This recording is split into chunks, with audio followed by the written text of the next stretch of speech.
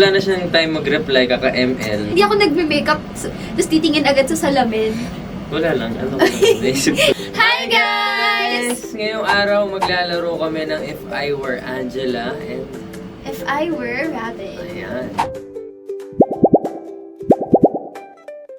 If I were Robin, what would I do in the morning? I think I would, first of all, thank God.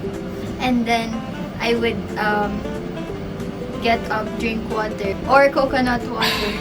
Tapos maghahanap ng pwedeng kainin sa labas ng room.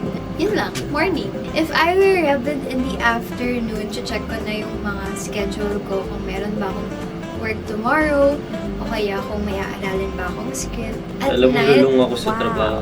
at night, tatawagan ko yung tropa ko kung pwede ba kami mag-basketball. Na si Hans. Or tatawagin ko sila, punta sila sa Condo, condo ko tatambay. para tumambay. Maglaro ng NBA. NBA and magkwentuhan lang, mag-jamming. Ang galing, dinescribe mo yung araw-araw ko na kaganapan, ha? Ako naman, if I were Angela, anong gagawin ko in the morning? Siguro, pagising ni Angela, iinom yan ng tubig, tapos haharap sa salamin. Yan yung sarili niya. Mag-phone yan, mag-ML. After niya mag-ML, mag-makeup siya. Tapos magti-TikTok siya. Tapos after niya mag-TikTok, maghapon na siya mag-ML. Tuloy-tuloy na yun, hanggang sa matulog na siya. Wala na siyang time mag-reply, kaka-ML.